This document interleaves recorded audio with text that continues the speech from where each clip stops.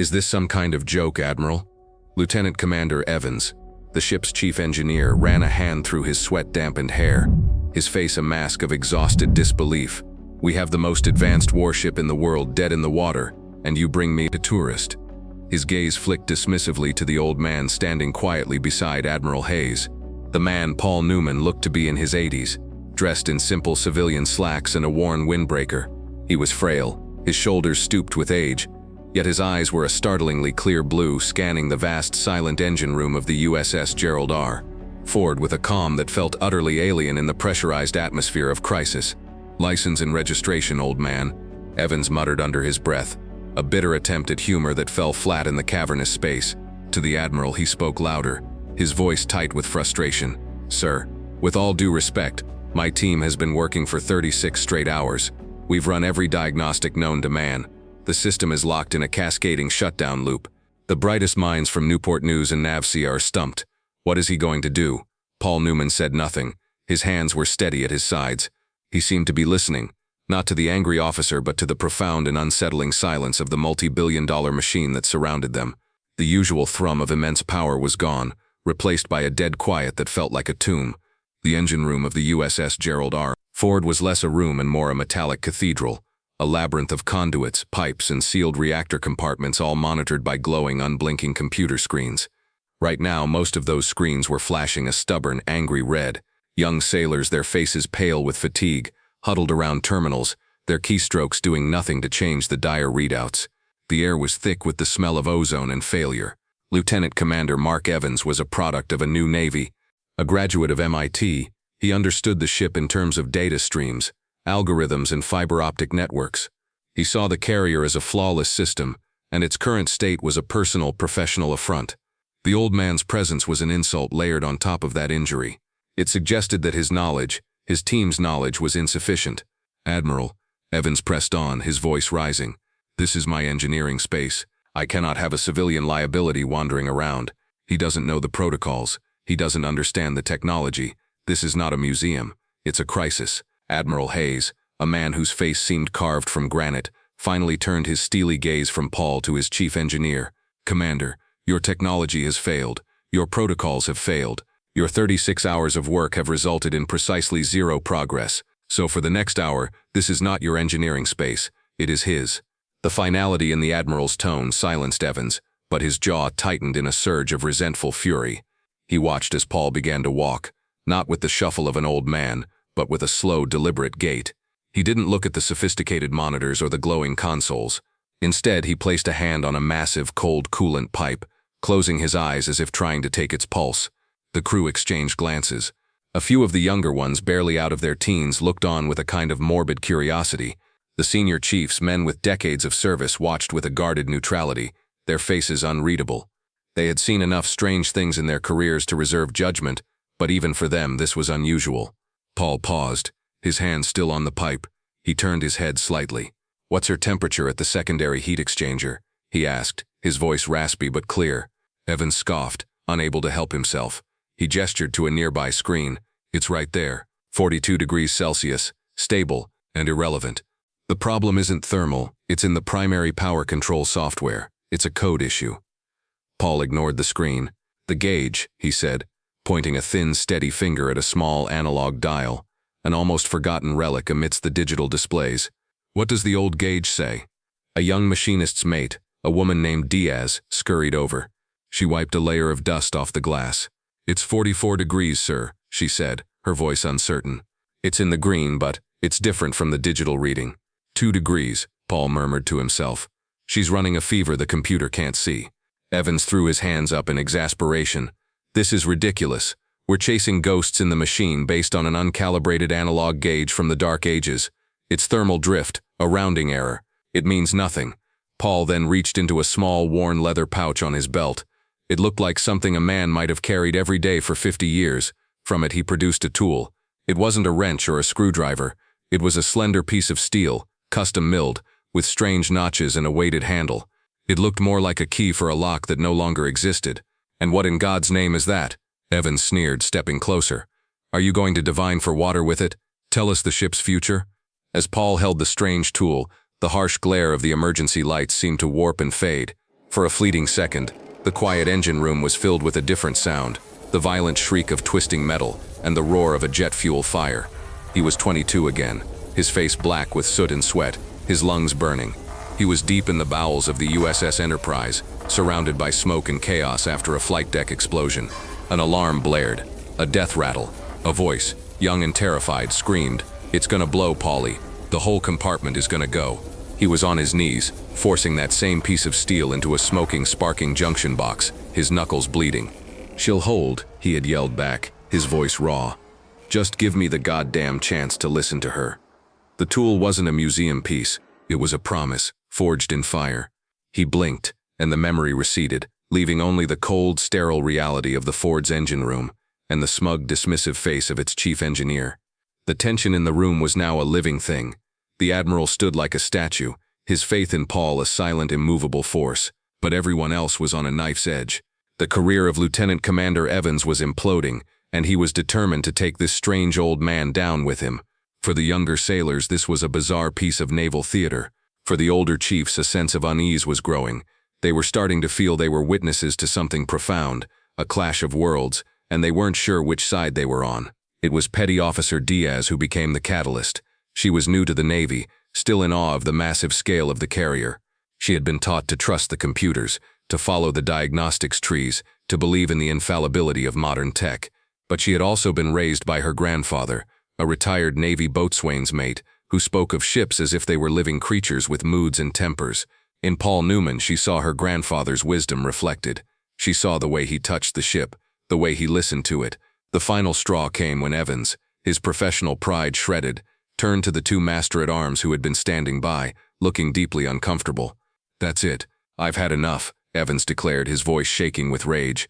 "I am the chief engineer of this vessel, and I am ordering this civilian removed from this space. He is a security risk and is obstructing a critical repair. Master-at-arms, escort Mr. Newman to the Admiral's quarters. He is to be confined there until this is over."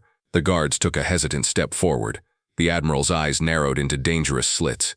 The entire room held its breath. This was it, the point of no return. But Diaz acted.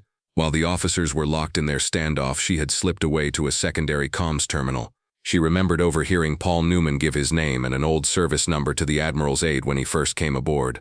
On a hunch, a wild shot in the dark inspired by her grandfather's sea stories, she accessed the Navy's deep archival personnel files. She typed in the name and number. The system took a moment, then the screen filled with data. Much of it was classified, showing up as blacked-out blocks of text, but what wasn't redacted was enough to make her blood run cold. Master Chief Petty Officer Paul Newman, service, 1968 to 1998. Rate, machinist's mate. Plank owner, USS Enterprise, CVN 65. Notable service citations, Navy and Marine Corps Medal, Heroism, 1969 Fire, USS Enterprise, Navy Commendation Medal, with V for Valor. The list went on and on. He wasn't just a sailor, he was a foundational piece of the nuclear Navy. He helped write the book that Evans was failing to follow. Diaz's hands trembled as she hit the print button. Grabbing the warm sheets of paper, she ran, not to the Admiral, but to the ship's captain, who stood watching the drama unfold with a deeply troubled expression. "Captain," she gasped, shoving the papers into his hand. "Sir, you need to see this. You need to see who he is." As this drama played out on the deck plates, Admiral Hayes was in his own quiet battle. He'd stepped away to a secure sat-phone alcove, the angry voice of the fleet admiral buzzing in his ear from half a world away. "Hayes, what in the hell is going on with the Ford?" the voice demanded. "I've got a carrier strike group sitting blind and naked in the middle of the ocean. Your neck is in the noose for this, you understand me?" Admiral Hayes stood straight, his voice the epitome of calm. "I understand the stakes, Admiral, but the situation is in hand. I've brought Paul Newman aboard." There was a sudden dead silence on the line.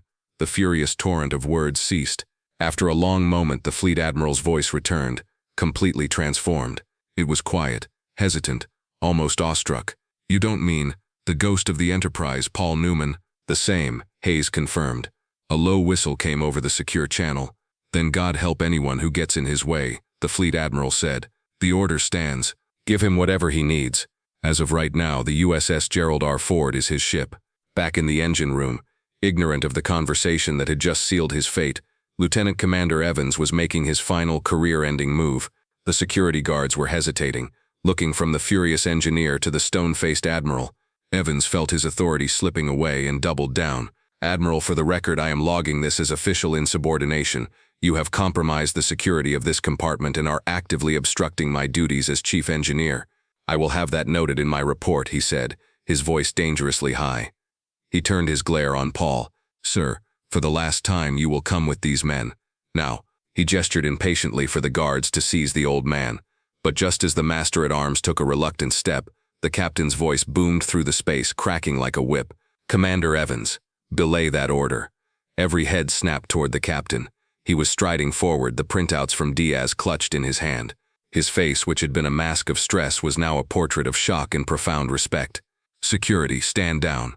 Stand down now and return to your posts," the captain commanded. The guards practically tripped over themselves to obey. He didn't stop until he was standing directly in front of his chief engineer. "Do you have any idea who you have been speaking to, Commander?" he asked, his voice low and trembling with a mixture of anger and awe. He thrust the papers at Evans. At that exact moment, the ship-wide intercom, the 1MC, chimed to life, the priority tone silencing all chatter. The voice of the ship's executive officer, the XO, came over the speakers, crisp and formal, but laced with an undercurrent of astonishment. "Message from Fleet Command, effective immediately. To all hands aboard USS Gerald R. Ford. Civilian Specialist Paul Newman is to be given unrestricted access and command authority over all engineering systems, personnel, and resources until further notice. All personnel will render him full and immediate support and assistance as directed." End message. The silence that followed was absolute. The shift in power was instantaneous, total, and brutal. Lieutenant Commander Evans stared at the papers in his hand, his face draining of all color. He looked from the text to the old man, and in that moment, his entire world, built on arrogance and digital certainty, crumbled into dust. The captain, a man who commanded a 100,000-ton warship and its 5,000-person crew, turned to Paul Newman. He squared his shoulders, straightened his uniform, and brought his hand up in a slow, perfect textbook salute. The gesture was filled with a reverence that stunned the onlookers. "Master Chief Newman," the captain said, his voice clear and ringing in the vast room. "It is an honor and a privilege to have you aboard, sir." For a beat, no one moved. Then, as if a switch had been flipped, the XO, standing near the command console, snapped to attention and saluted. The senior chiefs, their faces finally breaking into expressions of understanding and deep respect, followed suit. Then the junior officers, then the young sailors, one by one, then in a wave until every single uniformed person in that engine room, down to the young petty officer Diaz, tears welling in her eyes, was standing at attention, saluting the quiet old man in the windbreaker. The only sound was the soft rustle of dozens of starched sleeves. Evans stood frozen, the salute a public condemnation of his actions. The captain, seeing the bewildered faces of the youngest crew members, decided this moment needed to be a lesson they would never forget. He took the papers back from Evans's limp hand. "For those of you who don't know," he announced, his voice carrying to every corner, "let me tell you who you're looking at. Master Chief Petty Officer Paul Newman. He enlisted in the United States Navy when most of your parents weren't even born. He was a plank owner on the USS Enterprise. That means he was part of the original crew that brought the world's first nuclear carrier to life. He was awarded the Navy and Marine Corps Medal for heroism during the 1969 fire, where he ran back into a burning compartment 3 times, saving 17 sailors from certain death." He paused, letting the weight of the words sink in. In 1978, when the USS Nimitz suffered a catastrophic steam leak at sea, and the so-called experts said she was crippled, Master Chief Newman improvised a bypass that restored partial power, allowing the ship to get home under her own steam. He didn't use a computer. He used his hands, his brain, and a piece of steel. He holds 3 patents for diagnostic procedures that are still the basis for the software you all use today. The captain finally looked directly at Evans, his eyes cold. And his last active duty assignment before he retired 30 years ago was as the senior enlisted advisor to the team that designed the A-1B reactor, the very same reactor, Commander, that you and your computers can't figure out how to turn back on. He lowered the papers. They call him the ghost of the Enterprise, not because he's old, but because he knows the soul of these nuclear ships better than the engineers who built them. He doesn't need to read a screen. He can hear them breathe. Admiral Hayes finally stepped forward, his gaze fixed on the now shattered Lieutenant Commander Evans. His voice was not loud, but it cut through the silence like a surgeon's scalpel. "You were so busy staring at your monitors, so proud of your algorithms, that you forgot the most important variable in any naval equation, the human heart," the Admiral said softly. You dismissed a man who has bled for these ships, a man who has forgotten more about the flow of power through steel than you will ever learn. You saw his age and his simple clothes and you judged him. You saw wisdom and called it ignorance. You are relieved of your duties as Chief Engineer, Commander. Report to the XO and await further orders. Evans, utterly broken, could only manage a single shaky nod. He couldn't look at Paul. He couldn't look at anyone. Through it all, Paul Newman had remained quiet. Now he finally spoke, his voice not powerful but carrying an immense weight. He didn't look at Evans or the Admiral. He looked at the young sailors, at Diaz, whose quick thinking had brought his history to light. "She's not broken," Paul said, patting the massive cold pipe beside him as if it were the flank of a trusted horse. "She's just frightened. You've all been shouting at her with your digital diagnostics, running simulations, demanding answers, but nobody has been listening." He turned his clear blue eyes to Diaz. "Machinist's mate. What's your name?" "Diaz.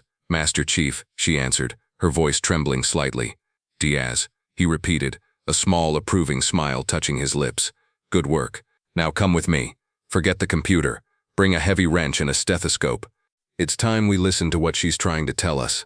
As he and Diaz started walking toward a dimly lit, oft-ignored corner of the engine room, Paul reached into his leather pouch and again drew out the strange key-like tool. As his fingers closed around its worn steel, another memory, warmer this time, flickered in his mind.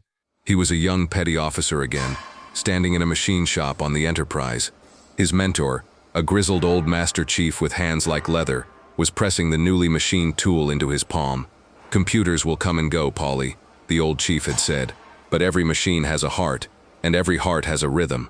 Sometimes you just need the right key to help it find the beat again. This one fits the Enterprise. Maybe if you listen close enough, it'll fit the ones that come after too." Paul and Diaz arrived at a small, unassuming panel covered in analog gauges and manual override wheels. It was the kind of station that young sailors were told was obsolete, a relic for emergency use only. Paul handed Diaz the stethoscope. "Place it right here," he instructed, pointing to a spot on a thick transfer pipe, "and just listen." She did as she was told. He placed his own hand on a nearby valve wheel, closing his eyes. "You feel that?" he asked, his voice barely a whisper. "A tiny vibration, a tremor. It's out of sync with the rest of the ship's hum." He took his custom-made tool and fitted it onto a recessed bolt head that looked like it hadn't been turned in years. With a surgeon's precision, he gave it a minuscule turn, less than a quarter of an inch. A soft metallic click echoed in the quiet. He had Diaz listen again. Her eyes went wide. The discordant vibration was gone. "The sensors are too smart for their own good," Paul explained calmly. "They detected a harmonic imbalance, a resonance so small no human would ever feel it. The computer interpreted it as a critical failure about to happen, and to protect itself it shut everything down. It did its job, but it doesn't know the difference between a real danger and a ghost." He reached over and flipped a single large red-handled manual breaker. With a deep, satisfying thunk, it seated into place. For a second, nothing happened.